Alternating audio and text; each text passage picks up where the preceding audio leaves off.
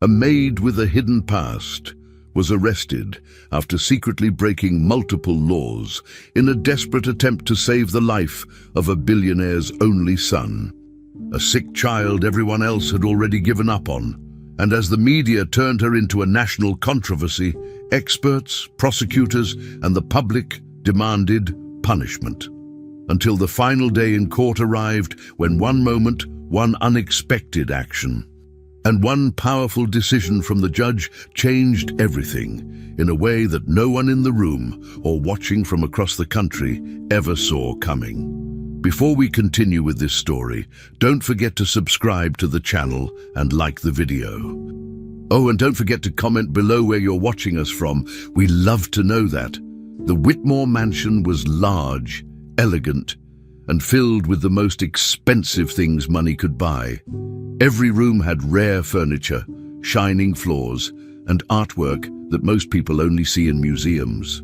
But even with all this wealth, the house felt cold and empty. Charles Whitmore, a billionaire who owned one of the biggest pharmaceutical companies in the world, lived there with his young son, Ethan. Ethan was only 6 years old and had been very sick since birth. He had chronic kidney failure, a serious condition that required constant care. Charles had lost his wife, Karen, during Ethan's birth.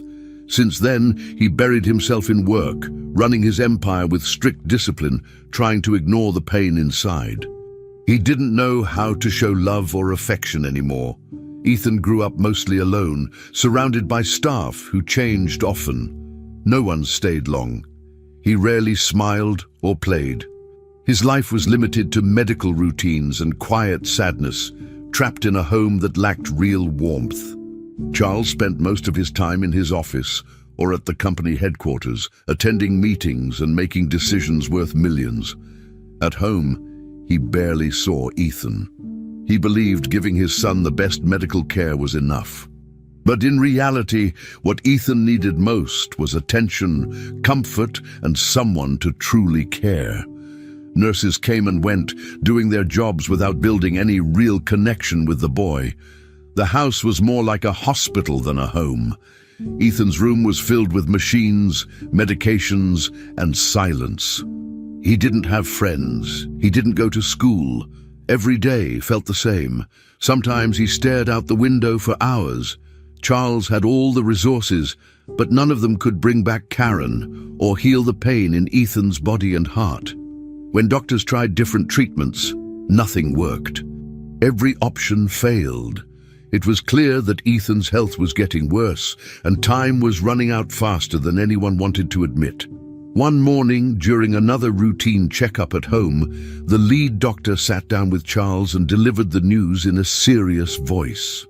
"Your son needs a kidney transplant as soon as possible," he said. Charles was shocked. Until then, he had believed the expensive treatments and hospital visits were enough. He didn't fully understand the danger Ethan was in.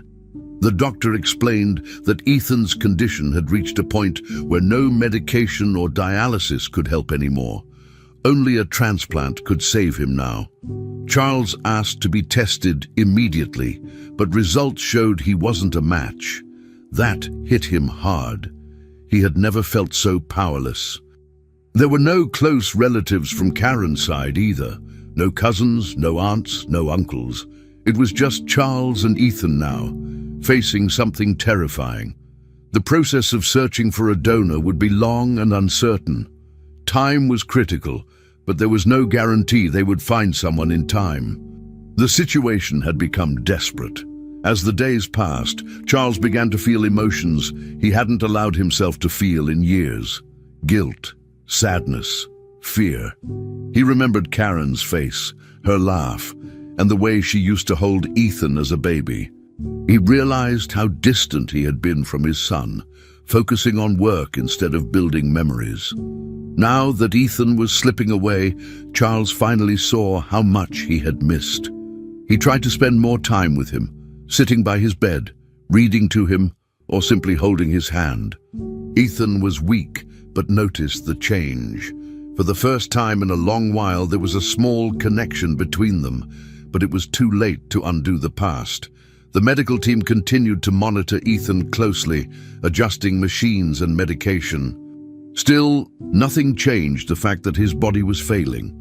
Charles ordered his staff to start a national donor search, using every contact, every favor, every resource. But the process was slow and uncertain. Charles couldn't sleep. At night, he walked through the hallways of the mansion, thinking about everything. The empire he built didn't matter anymore. The money, the success, the respect, all of it felt meaningless now. He had always believed he could fix anything if he worked hard enough or paid the right amount. But this wasn't something he could control. Ethan's quiet suffering haunted him. The house, once filled with pride and power, now felt like a prison. He started avoiding the office, staying home more, watching over Ethan. The staff noticed the change in him. He was quieter, more serious. When he talked to the doctors, he asked many questions, trying to understand everything. But no matter how much he tried, the answer remained the same. Without a compatible kidney, Ethan would not survive. It was a painful truth that grew heavier every day. The deadline was invisible, but it was coming, and Charles knew it was getting closer. Then came the moment that confirmed the fear Charles had been trying to ignore. During a scheduled visit, the doctor returned with the latest test results and calmly repeated the message. He needs a kidney.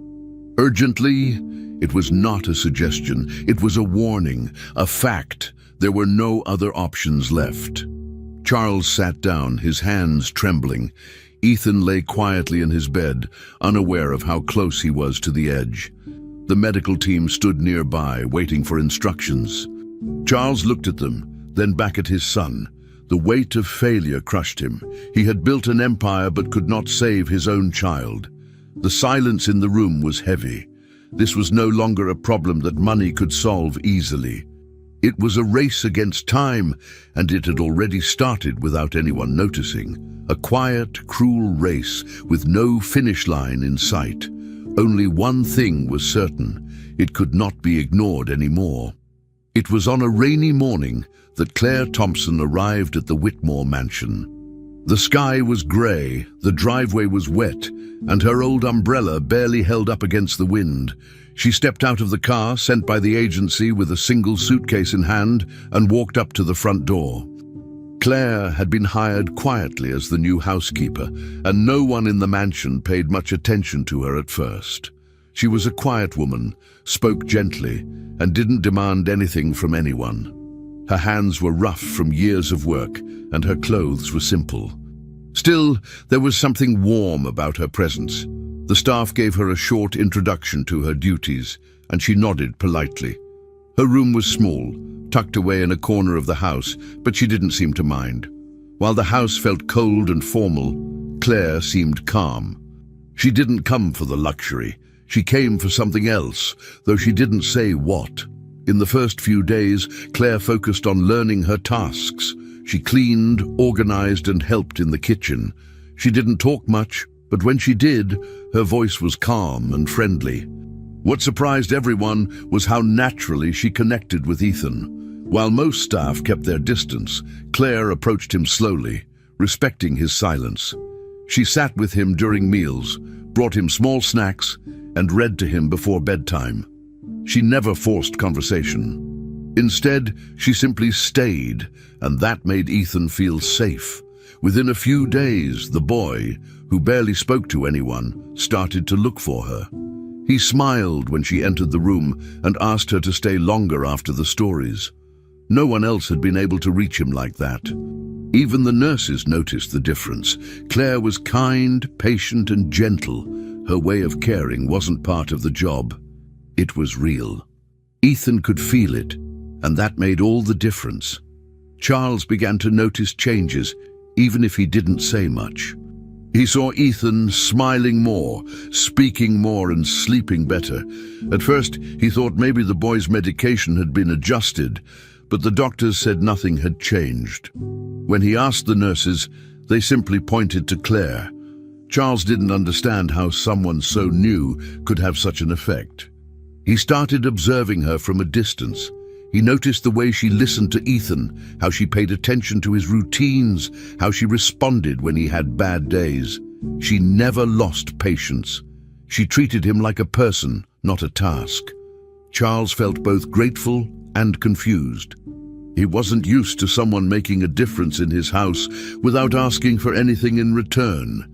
Claire didn't try to impress him. She wasn't interested in pleasing the boss. Her focus was always on Ethan. That honesty stood out in a place where most people only cared about doing their job and leaving when the clock said so. As days passed, Claire became an important part of the mansion. She helped organize Ethan's appointments, prepared light meals he liked, and even reminded the nurses about small details in his routine. Everyone began to rely on her presence. But while Claire gave so much to others, no one really knew her. She rarely talked about her past. When asked, she changed the subject or gave short answers. At night, when the house was quiet, she sat alone and looked out her window with sad eyes. She kept a photo hidden in her room, and sometimes she would quietly cry while holding it. No one saw that side of her. To the rest of the house, Claire was strong and steady, but inside she carried pain that she didn't share. Still, even with her private sorrow, she always showed up for Ethan. Whatever pain she held inside, she used it to be more present for the boy. It was clear that she cared deeply. Claire paid close attention to every medical report about Ethan. When the doctors spoke, she listened carefully. She wrote down things, asked questions when no one else did, and tried to understand everything about his condition. Whenever a new test came in, she reviewed it quietly, her eyes filled with concern. The nurses assumed she was just being thorough, but there was more to it. Every update about Ethan's health hit her personally. She looked at his numbers and charts as if they belonged to someone she once knew. But she kept her emotions hidden. She didn't want anyone to notice. Still, her behavior made some people curious. Why was she so invested? Why did she always look so hurt after hearing the test results? But no one dared to ask. Claire kept her past locked inside. She wasn't there just to clean and cook. She had a reason to be close to Ethan, even if no one knew what it was. Her pain had a story. Fate had brought Claire and Ethan into the same house, and something about that didn't feel random. Even if no one could explain it, there was a sense that their lives had crossed for a reason. Claire brought something to Ethan that no treatment, no nurse, and no doctor had been able to provide. She gave him real comfort, steady care, and the feeling of being loved.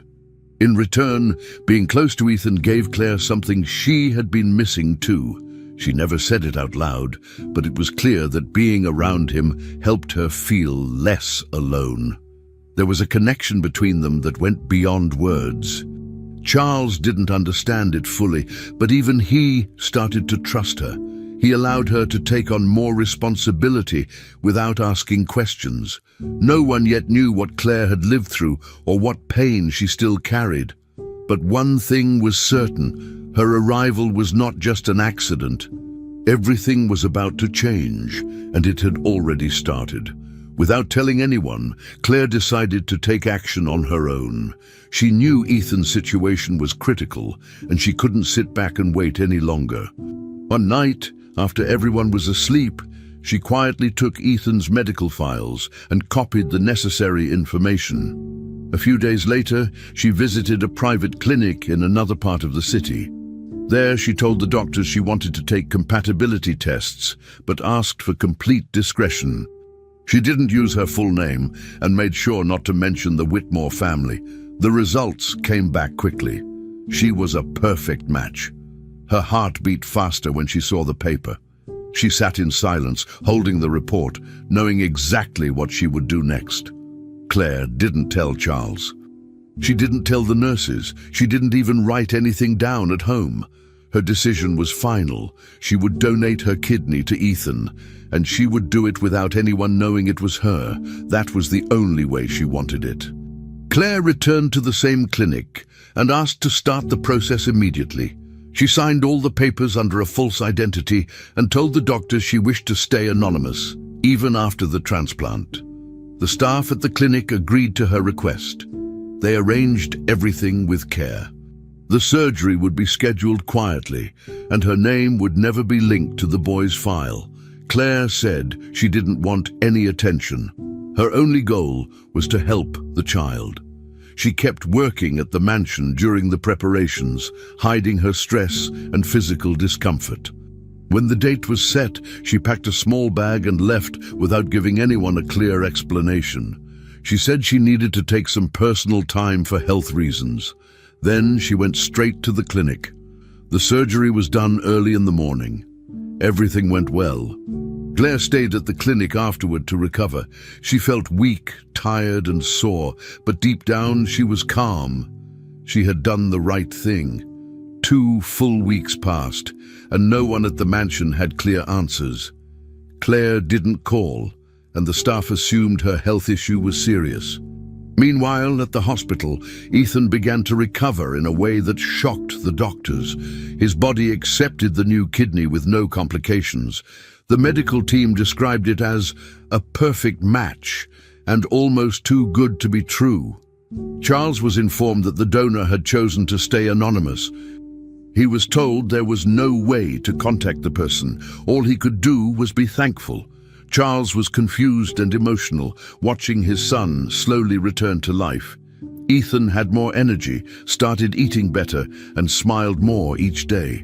The nurses were amazed. The change was fast and clear. But while the media started talking about a miracle recovery, Claire remained silent in her hospital bed, healing. She refused all calls from the clinic and avoided watching the news. She didn't want praise. She had done it for Ethan. When Claire finally returned to the mansion, she looked thinner and pale. She moved slowly and said she had gone through a personal health problem. Nobody asked too many questions. Charles welcomed her back politely, and the staff returned to their routines. But Ethan's reaction was different. As soon as he saw Claire again, he smiled wide and ran to her. He hugged her tightly, something he had never done before. Then, with a soft voice, he called her Mommy. Claire froze for a second, shocked, but then hugged him back. She didn't correct him. Tears filled her eyes, but she wiped them quickly before anyone noticed. That word meant everything to her. She had lost someone once, and now, in some way, Ethan had given her a new purpose. Claire returned to her duties, still quiet and calm. But now, her connection with Ethan was stronger than ever. The bond between them was no longer just emotional. It was now physical too. Part of her was inside him. Charles watched the two of them more closely after that. He couldn't ignore the change. Claire looked fragile, but focused. Ethan was brighter and more alive every day. At first, Charles was just happy to see his son healthy, but something started to bother him. The timing of Claire's disappearance and the sudden arrival of the anonymous donor felt too close to be a coincidence. Charles began thinking more deeply. He asked the clinic for details about the donor, but they refused to release any information. He called in favors and asked people in private hospitals if they had heard anything. Slowly, he started putting the pieces together. He noticed Claire's subtle discomfort, how she avoided certain tasks, and how protective she had become of Ethan. The answers weren't clear yet, but his instincts told him something important had happened, and that Claire was at the center of it. Meanwhile, the media kept calling it a mystery. Headlines called it a case of medical luck. But Charles had doubts, even with the public calling it a miracle and the hospital keeping the donor's identity a secret. Charles couldn't stop thinking about it. He kept asking quiet questions and looking through records. Every time he hit a wall, his suspicion grew. Meanwhile, Claire continued her work as if nothing had changed. She never brought up her absence, and she avoided any mention of the transplant. She stayed by Ethan's side, helping with his routines and cheering up his days. Ethan was getting stronger, laughing more, and slowly going back to being a regular boy. But the truth, the real truth, was hanging in the air, like a weight. Charles could feel it. He didn't want to believe that someone would go that far in silence. He didn't want to admit that the woman he barely noticed at first might have saved his son's life without asking for anything in return. But deep down, he knew. And that truth, no matter how carefully hidden, wouldn't stay buried forever. Claire's silence started to draw attention. For weeks, she had avoided answering questions about where she had been during her sudden absence. She kept working at the Whitmore mansion like everything was normal. But at the hospital, things were not so quiet. Administrators had been reviewing the transplant case because some of the donor documents didn't look right. They tried contacting the listed donor, but the name and contact details led nowhere. The ID used was fake. The hospital had strict rules, and everything about this case was beginning to look suspicious. The medical team, although impressed by the results, couldn't explain how such a perfect match had been made without going through the regular donor system. So, the administration made a decision. They contacted the police. A quiet investigation was launched. Officers began looking into the hospital records and searching for any sign of fraud. Claire had no idea that people were now watching her closely, and that her carefully kept secret was about to be exposed. Not long after, Claire received a formal letter calling her in for questioning. She was told to appear at a nearby police station to give a statement related to the anonymous kidney donation. When she arrived, she tried to remain calm, but she was clearly nervous. Inside the room, the investigators asked simple questions at first, about her job, her background, and where she had been during her 2-week absence. Claire said very little. She claimed she had been sick and recovering at a private clinic. She denied any connection to the donor. But the police already had doubts. They had found inconsistencies in the hospital files and discovered that the fake name used for the transplant was connected to a burner phone paid in cash. They asked for a DNA sample to compare with the donor tissue. Claire refused at first, but the authorities got a court order. The sample was taken. A few days later, the results came back. It was a match. Claire had donated the kidney. When Charles was informed about the investigation results, he was shocked. At first, he didn't know what to say. But as the full truth was revealed, that Claire had used false documents, a fake name, and undergone major surgery without proper authorization, his shock turned to anger.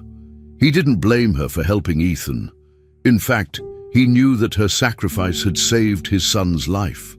But what infuriated him was that she had done it all in secret outside the law and without thinking about the consequences. Claire had risked her life. If anything had gone wrong, no one would have been able to help her. Charles felt betrayed. He had trusted her in his home and around his child, and now he discovered that she had broken serious laws without telling anyone. That same day, Charles made a painful decision. He called Claire into his office. His words were short and direct. He thanked her for what she had done, but told her she was fired. The media got hold of the story within hours. News outlets across the country exploded with headlines.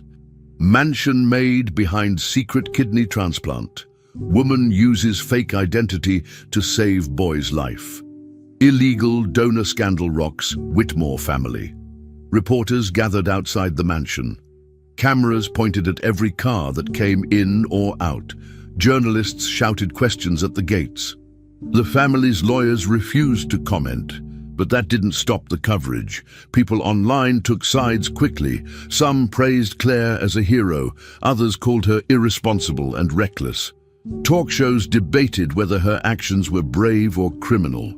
Ethan's recovery, once seen as a medical miracle, was now part of a legal scandal. The hospital issued a statement saying they were cooperating fully with the investigation. They also began reviewing their security protocols. Claire, meanwhile, stayed quiet. She didn't speak to reporters. She didn't post anything online. She returned to a small apartment and waited for her legal situation to unfold, now completely alone again. Soon after, Claire was formally charged in court. The accusations were serious. She was accused of falsifying identity documents, using a false name to access a medical procedure, and participating in a transplant without following legal procedures. The term used was illegal medical practice. The court said that even though the transplant helped save a life, it was still done outside the law. The judge also mentioned that if the operation had gone wrong, the hospital would have had no way to track or treat her. Claire's lawyer tried to argue that she acted out of love and desperation, not selfishness or profit, but the legal system did not work based on emotions. The law had been broken. Claire faced fines, possible prison time, and a permanent criminal record. She sat quietly in court, avoiding eye contact with the crowd. The courtroom was full. Reporters filled every row. Every word said that day would be written, repeated, and shared across every screen in the country by nightfall. Back at the mansion, the atmosphere had changed completely. Charles avoided public comments, but people close to him noticed he was restless. Ethan asked about Claire every day. He didn't understand what had happened, only that she was gone. Charles struggled to explain. He didn't want to lie to his son, but he also couldn't tell him everything. Meanwhile, lawyers worked day and night to manage the media, protect the company's name, and distance the Whitmore brand from the scandal. Still, damage had been done. Investors were asking questions. News anchors continued to follow every step of the case. And Claire, who once quietly walked the mansion halls, had become the center of national debate. People talked about her on the streets, in offices, and in homes across the country. The story wasn't just about a kidney anymore. It was about law, sacrifice, and ethics. And even though Claire had disappeared from public view, the truth she had tried so hard to hide was now everywhere. Impossible to ignore. Claire was arrested. The news broke early in the morning. 2 police officers arrived at her apartment with a warrant and handcuffs. She didn't resist. She quietly followed them out, keeping her head down as neighbors watched. At the police station, she was processed like anyone else, fingerprinted, photographed, and placed in a small cell. The media caught everything. Cameras outside the building filmed the whole scene. Reporters shouted questions she didn't answer. Within hours, her face was all over the news. Online platforms replayed the arrest footage on a loop. News anchors discussed every detail. At the Whitmore mansion, Ethan cried when he heard Claire had been taken away. He didn't understand what was happening. He refused to eat, asking over and over when his real mom would come back. The nurses didn't know what to say. Charles tried to comfort him, but Ethan didn't want anyone else. The woman who had saved his life was gone, and he couldn't understand why no one was helping her. Across the country, the story was everywhere. Every news outlet, website, and radio show talked about Claire Thompson. Some reporters focused on the legal charges: identity fraud, illegal medical practice, and false documentation. Others dug into her background, trying to find out who she really was. Talk shows invited doctors, lawyers, and moral experts to give their opinions. Some called her brave, others reckless. Online, people argued non-stop. Hashtags spread across social media. Supporters called for her release, while critics said laws must be followed, even when intentions are good. Outside the courthouse, protests began. Some carried signs that said, "Let Claire go," while others shouted that she had broken the law. Meanwhile, Claire stayed in jail. She didn't talk to reporters. She didn't ask for special treatment. Her silence made her harder to read. She was assigned a public defender, a lawyer provided by the government, but even he struggled to get answers from her. Claire barely spoke, spending most of her time sitting alone, head down. Inside the cell, Claire felt tired. The walls were grey and cold, the bed hard. The food was plain, and the lights stayed on even at night. She didn't complain. She followed the rules, said yes or no when needed, and avoided fights with other inmates. She thought about Ethan constantly, wondering if he was okay, but she had no way of knowing. Her lawyer visited a few times, trying to prepare her for court, but he didn't understand her completely. He asked her to speak more, to give a clear story they could use in her defense. But Claire stayed quiet. She didn't want to explain everything. She believed that if she had to suffer to keep Ethan safe, then she would. The lawyer warned her the case looked bad.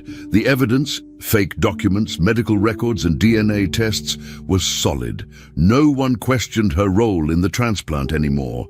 The problem was how she had done it. That was what the law cared about, not her reasons. Back in the mansion, things were falling apart in a different way. Ethan's health was stable, but emotionally, he was slipping. He barely spoke. He refused to play or eat normally. The only word he said often was, "Mommy." Nurses tried to distract him, bringing books or games, but nothing worked. Charles kept a close eye on him but didn't know how to help. At the same time, he was dealing with pressure from all sides. The pharmaceutical company was under scrutiny. Shareholders wanted answers. They were worried about the company's image. Customers had started sending complaints, saying they couldn't trust a company involved in such a scandal. Charles had to act calm in public, releasing short statements and holding private meetings. But inside, he was restless. He couldn't stop thinking about Ethan's words. "She saved me." Those words repeated in his mind every night. He didn't care about rules or public opinion in those moments. He thought only about the woman who had risked everything for his son. The trial date was finally set. Claire would stand in court in just a few weeks. The prosecutors were preparing a strong case.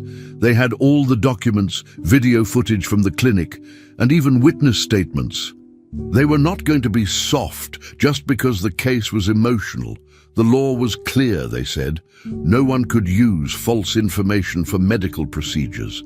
Claire had bypassed every legal system in place. She had signed forms under a fake name, lied to medical professionals, and taken part in a transplant that should have gone through government channels. Claire didn't deny it. She admitted what she had done, but she refused to explain why. The courtroom would be filled. Reporters were already planning coverage. News outlets prepared headlines. Everyone was waiting for the day. Claire would face it all alone. No family, no friends in the courtroom, no letters of support. She had given everything for Ethan. Now she would have to deal with the price of her decision. The stage was set for the most painful chapter of her story. Claire sat in her cell, knowing the trial was close. She had no more moves to make. Her actions were clear. There was no way to undo them. Ethan, still waiting for her, didn't understand why someone who loved him was being treated like a criminal. Charles watched everything unfold in silence, torn between legal responsibility and personal guilt. The company demanded one thing, but his heart whispered something else. He thought of the night Claire returned from the hospital, looking pale and weak. He remembered the way Ethan had hugged her and said, "Mommy." That memory wouldn't go away. But now it was too late. The legal machine was moving forward. The courtroom was ready. The lawyers were ready. The country was watching. Claire Thompson, once a quiet housekeeper, was now at the center of a national scandal. And nothing could stop what was coming next. The story was no longer private. It belonged to the world. Inside the courtroom, all eyes were on the entrance as Claire walked in, wearing handcuffs. Two officers guided her down the aisle while dozens of people stared. The front rows were filled with reporters, company representatives, and members of the public, many of them from wealthy families who had followed the Whitmore story from the beginning. Their expressions showed disgust, anger, or curiosity. Cameras flashed constantly, and the noise of shutters clicking filled the room. Claire kept her head down, avoiding eye contact. She looked tired, thin, and worn out. She wore the plain clothes given to her in jail. There was no makeup, no jewelry, nothing that reminded anyone of the woman who once read stories to Ethan. On the judge's bench sat a serious man with a strict expression. He didn't smile. As Claire took her seat with her public defender beside her, the silence in the room grew heavier. Everyone waited for the trial to begin, unsure of what would happen next. The prosecutor stood up and began his opening argument. He spoke loudly and clearly, making sure everyone could hear. He described Claire as someone who had broken the law in several ways. He said she was reckless, selfish, and acted without thinking about the consequences. He repeated that she had used a false name, provided fake documents, and gone through a medical procedure without following legal protocols. According to him, Claire had placed her own emotions above public safety. He told the jury that even though the result was positive, Ethan's life was saved. It didn't change the fact that a crime had been committed. He warned them not to let feelings cloud their judgment. The law, he said, existed to protect everyone, and no one was above it. Claire sat still, not reacting to his words. Her lawyer tried to respond, but his voice was softer, less confident. He asked the jury to consider Claire's reasons, but he didn't have much to work with. Claire still hadn't spoken. The judge asked Claire to rise. It was time for her testimony. The courtroom became completely quiet. People leaned forward in their seats. Claire stood up slowly. She looked around the room for a second, then faced the judge. Her hands were shaking, but she began to speak. Her voice was low at first, but steady. She told the court that years ago, she had a daughter, a young girl who had suffered from kidney failure, just like Ethan. Claire explained how she had worked hard, but could not afford the expensive treatments. She said she watched her daughter get weaker every day until she died in her arms.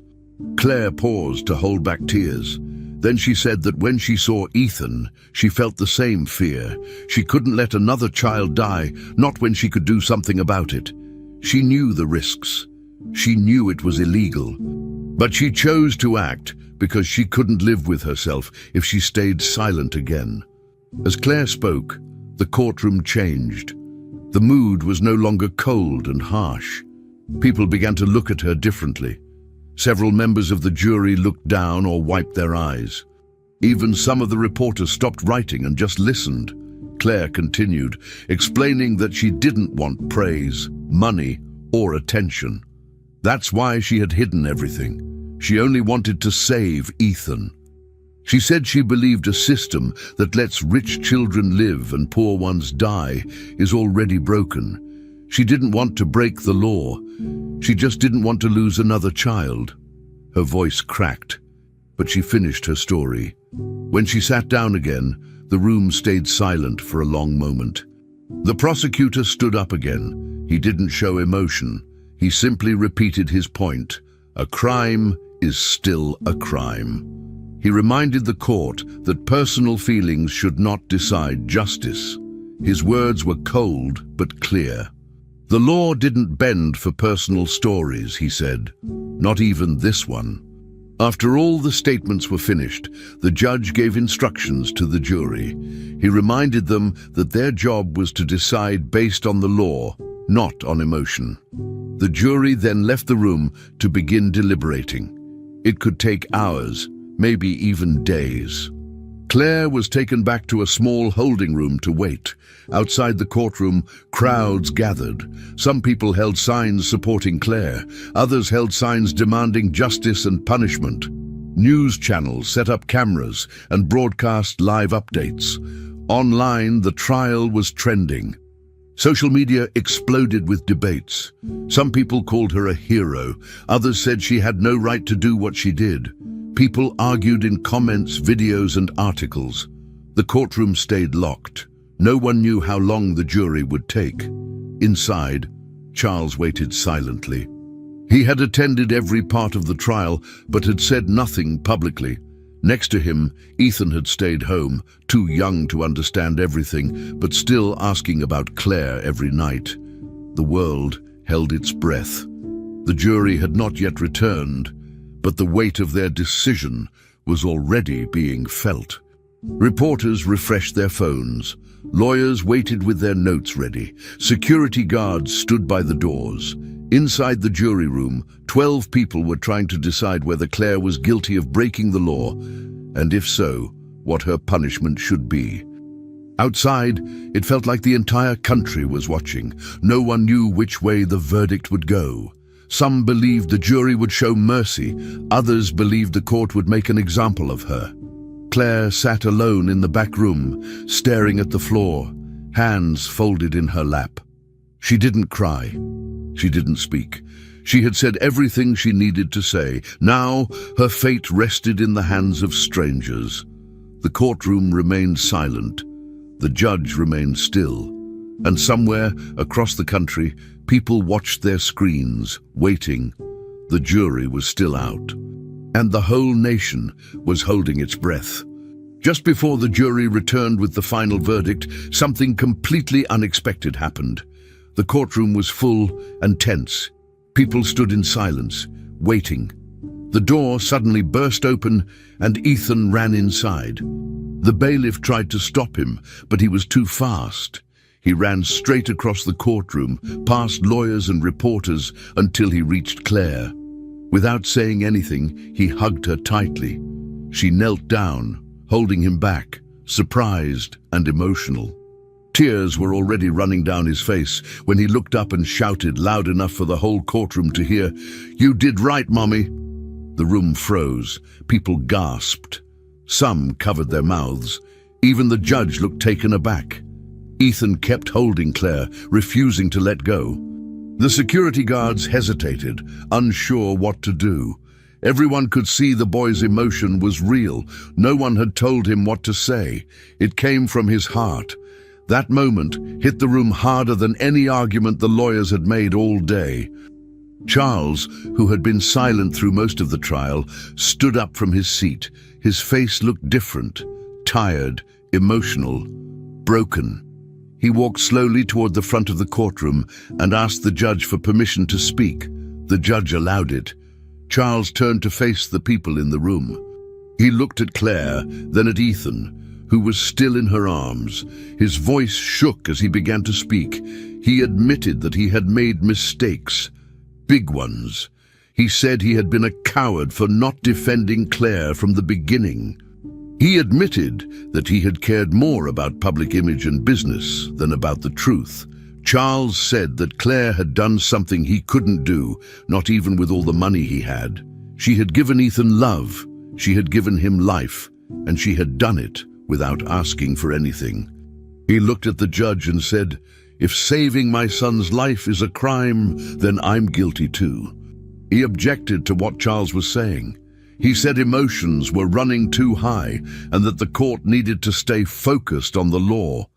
He repeated that Claire had committed serious crimes and that no amount of public sympathy could change that. But the room was no longer with him. The crowd wasn't shouting or protesting, but their silence said everything. People had tears in their eyes. Reporters had stopped taking notes. Even the jury members seemed moved. Claire's defense lawyer stood and made one last request.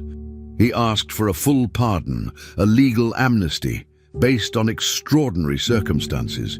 He argued that Claire's actions, while illegal, had saved a life and came from a place of love and sacrifice.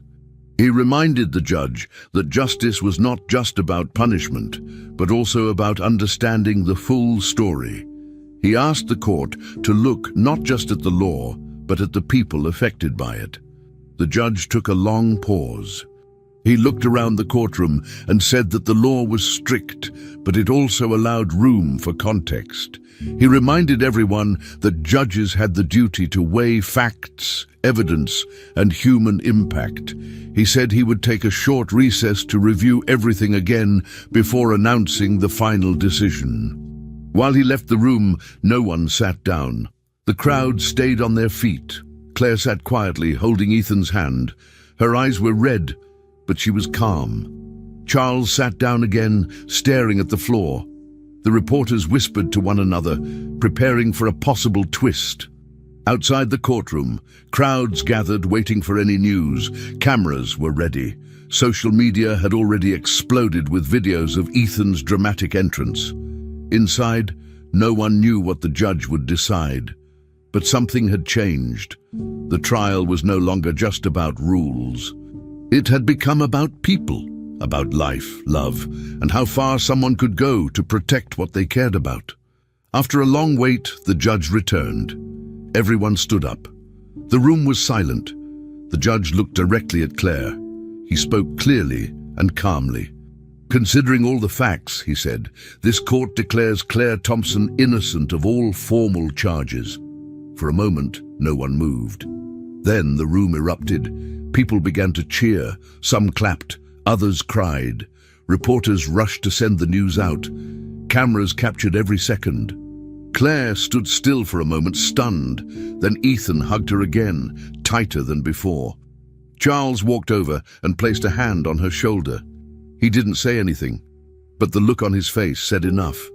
The judge asked for order in the courtroom, but his voice was lost in the noise.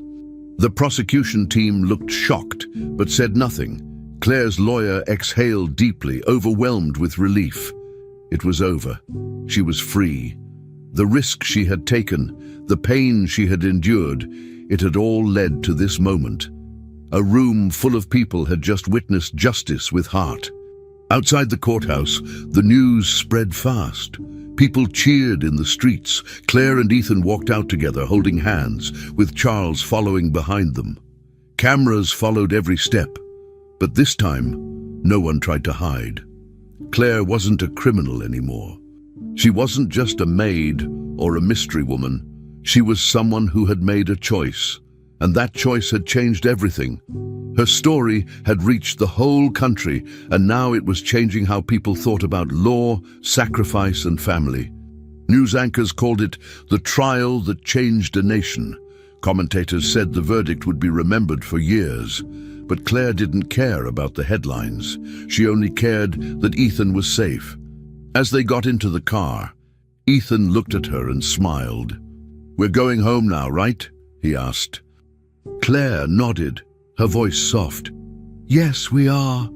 Around them, people continued cheering, but for Claire, the only thing that mattered was holding Ethan's hand and knowing he was still alive. Free at last, Claire collapsed to the floor of the courtroom, still holding Ethan tightly in her arms. She didn't care about the cameras, the people watching, or the noise around her. Her body gave up for a moment, and she cried openly. Ethan hugged her just as tightly, refusing to let go. His small hands gripped her back, and he whispered, "You're really staying, right?" Claire nodded, unable to speak. The entire room watched in silence. Nobody moved. A woman who had entered the court in handcuffs just hours ago was now on the floor, surrounded by support and emotion. Some people cried, others clapped again. Even court officers stepped aside, giving her space. For the first time in a long while, Claire didn't feel alone. She didn't feel like a criminal or just a caretaker. She felt human, and with Ethan in her arms, she felt whole. That moment wasn't about winning. It was about finally being seen, finally being safe, and finally being free. Outside the courtroom, the media was already rewriting the narrative. Just days before, they had called Claire a criminal, a fraud, even dangerous. Now, headlines used words like hero, mother, and example of true love. Reporters gathered outside the courthouse for interviews, but Claire didn't speak to any of them. She just held Ethan's hand and walked with him to the car. That night, major news channels told her story in detail. Talk shows invited legal experts to discuss the unusual but powerful trial. Crowdfunding platforms exploded with activity. Thousands of people donated to help Claire rebuild her life. Some offered housing, others offered jobs. One campaign simply said, "Let's give something back to the woman who gave everything." Within a few days, enough money was raised to support her and Ethan for years. People from across the country and even other countries left messages saying they were moved by her story. Claire didn't ask for any of it, but this time the world gave without her needing to. Charles also went public. In a formal press conference, wearing a dark suit and standing in front of the Whitmore Company logo, he addressed the public directly. His voice was steady, but his words were humble. He admitted his mistakes. He said he had failed, not just as a businessman, but as a father and a human being. He told the press that Claire had given Ethan something no amount of money or medicine could provide: real love. Then, with emotion in his voice, he asked for her forgiveness. He also made an announcement. He offered Claire a permanent role in Ethan's life, not as an employee, but as his legal guardian and tutor. There's no teacher, no nanny, no doctor in the world who could raise Ethan better than the woman who saved him, Charles said. The news spread fast and people responded positively. It was a powerful moment, a billionaire admitting his failures and lifting up the woman he had once fired in anger and fear. Claire didn't respond immediately. She was overwhelmed by everything. The court victory, the sudden fame, the money, the public support, and now Charles's offer. She didn't want to make decisions in the middle of so much noise. Her first instinct was to say no. She didn't want to live in a mansion or take on a formal title. She just wanted peace. But that evening, as she packed some of her things at the temporary place she had been staying, Ethan sat beside her. He was quiet, holding one of the drawings he had made, a picture of them together, labeled "Mommy and Me." After a few minutes, he looked at her and said, "Please stay. Please be my mommy." Claire didn't answer right away. He repeated it, "Please, mommy." His voice cracked a little. She looked at him, saw the honesty in his eyes, and finally nodded. She hugged him tightly, holding back her tears. It wasn't just a decision anymore, it was a choice of the heart. With Ethan's clear desire and Charles's full support, Claire and her lawyer returned to court days later. This time, it wasn't for a trial, but for a request: legal recognition of Claire as Ethan's mother.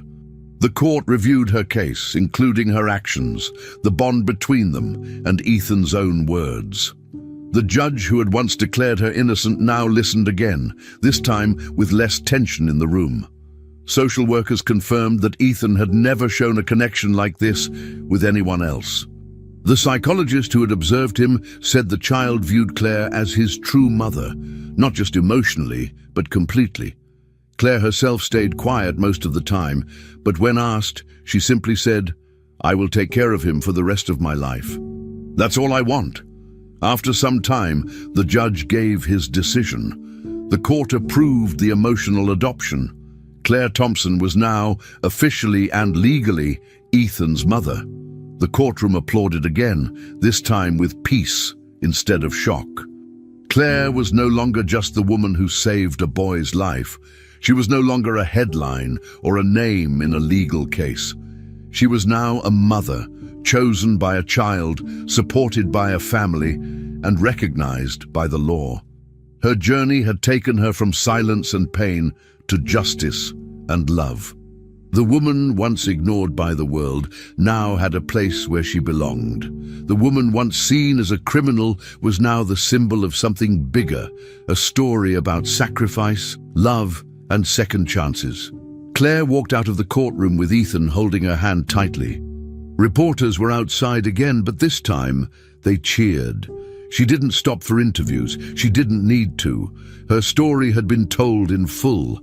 Everything that mattered was already known. She looked down at Ethan and smiled.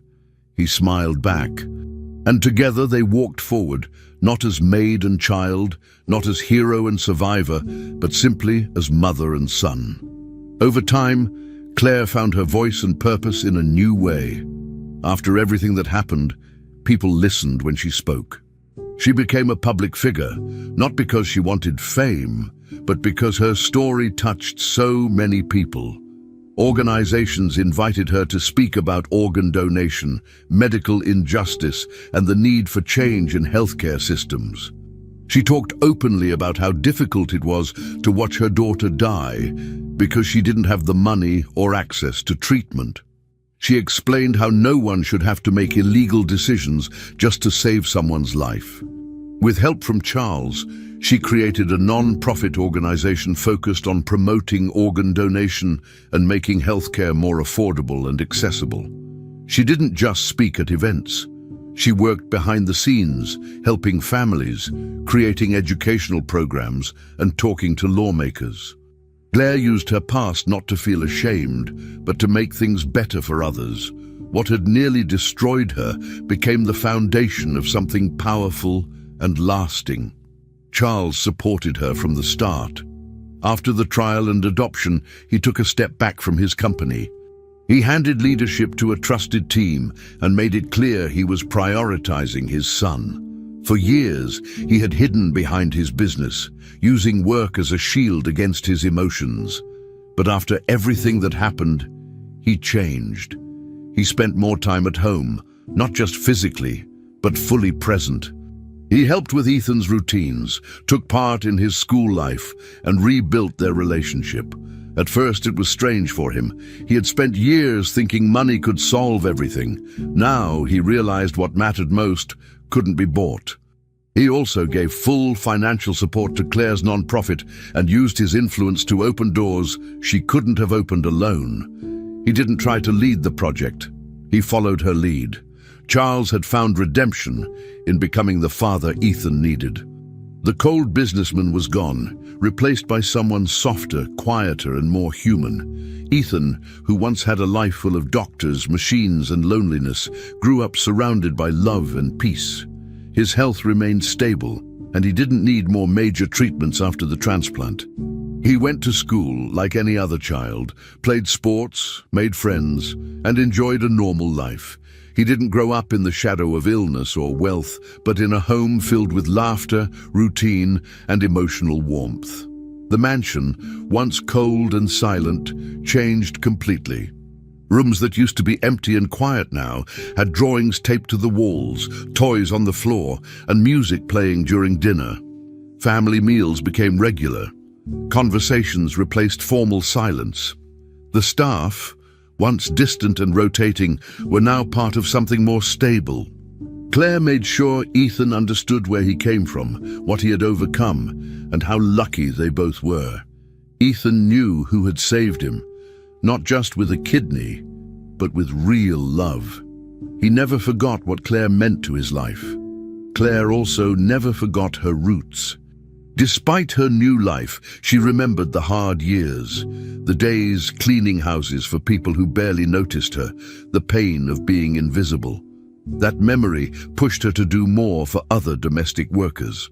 Through her organization, she launched a program that offered scholarships, training, and legal support for housekeepers and nannies across the country. Many of these women had worked in silence for years, just like Claire once had. Now they were learning, speaking, and changing their lives. Claire didn't sit in an office giving instructions. She visited them, listened to their stories, and helped them personally. She made sure her nonprofit didn't just make noise, but created real results. She believed dignity and education were not privileges, but rights. Her voice carried weight, not because she was famous, but because she had lived the struggle.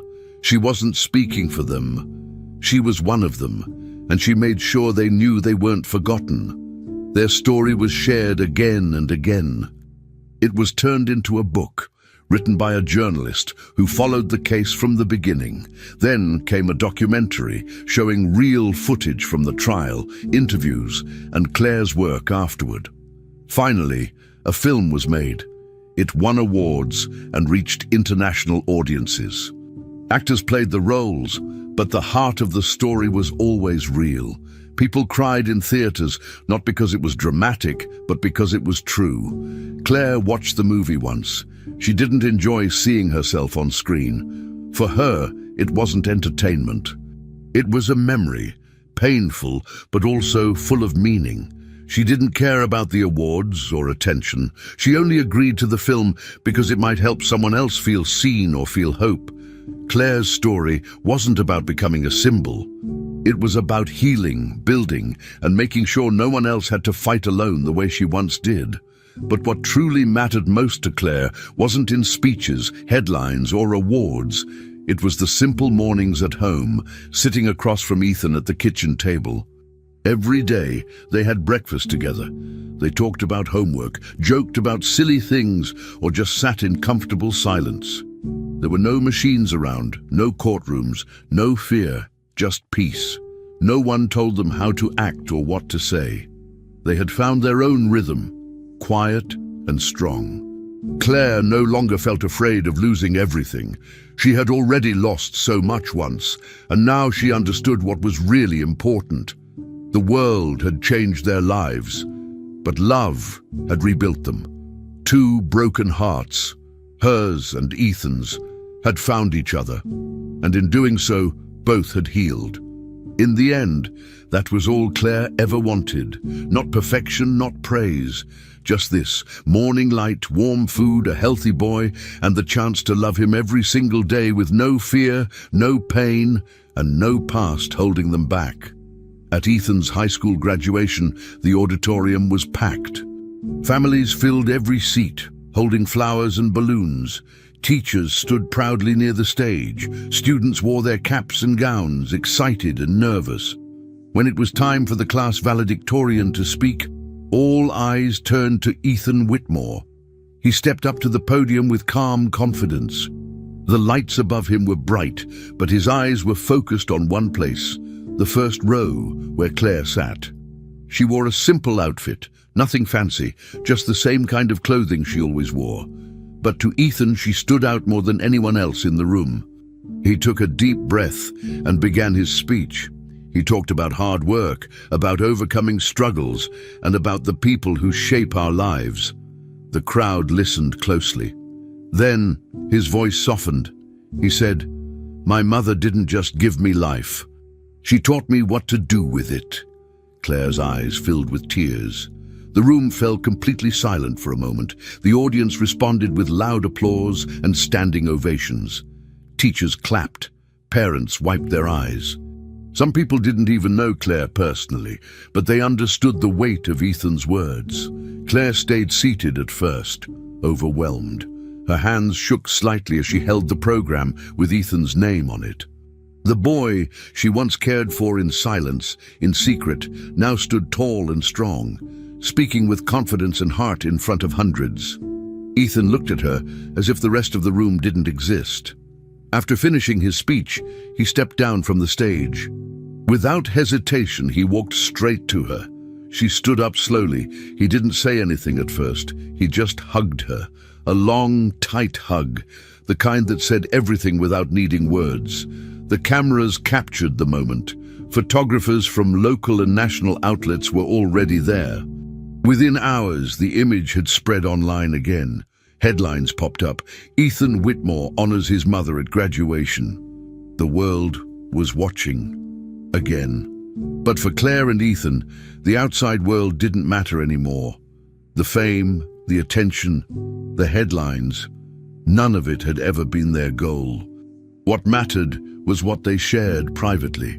That moment between them wasn't about public approval. It was about love, about years of struggle, about quiet sacrifices that only the two of them truly understood. When they hugged, memories came flooding back. Hospital visits, bedtime stories, courtrooms, and quiet breakfasts. They had lived through it all together. And now they stood side by side, not as people rescued by luck, but as people who chose each other again and again. After the ceremony, they skipped the large celebration. They went home, made a simple dinner, and sat at the kitchen table like they always did. No decorations, no reporters, just peace. They talked about the future, about college, about simple things. The world saw a beautiful headline. But for Claire and Ethan, it was just another quiet, meaningful moment in the life they had built.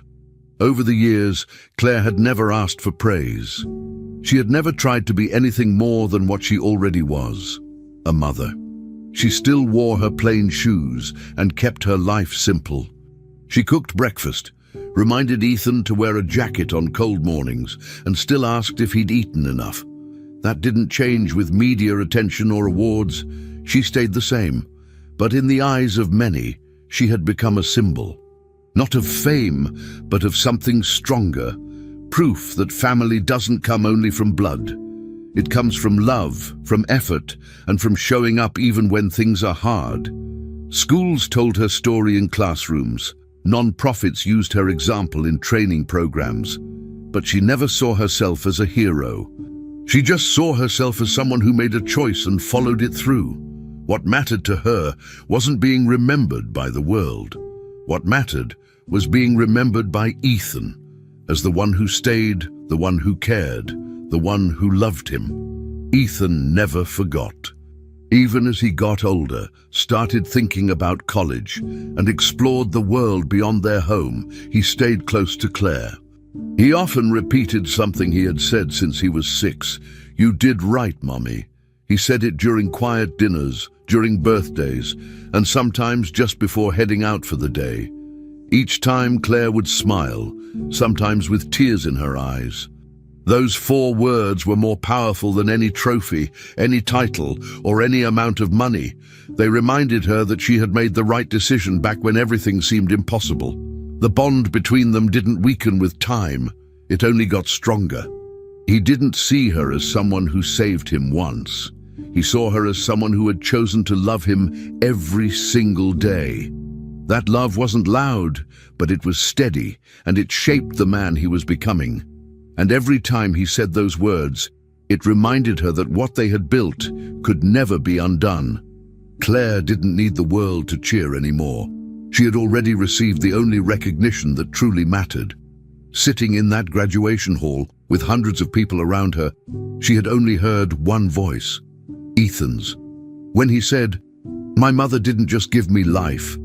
She taught me what to do with it." She felt something settle inside her, peace. Years of pain, sacrifice, and quiet endurance had led to that moment. She wasn't just the woman who once saved a boy. She was his guide, his example, his home. And when Ethan hugged her after his speech, the world faded away. She didn't see cameras or lights. She saw her son, the same little boy who once begged her to stay. Now, years later, he was still there, still choosing her. And in that final moment, when the world applauded and Ethan whispered again, "You did right, Mommy," she knew nothing else mattered. Not before, not after. That truth, their truth, would stay with them forever. Finally, we've reached the end of this story. I'm extremely happy that you've made it this far. Thank you very much for watching. Comment below what you thought and what was the best or worst part. Don't forget to subscribe. Until next time.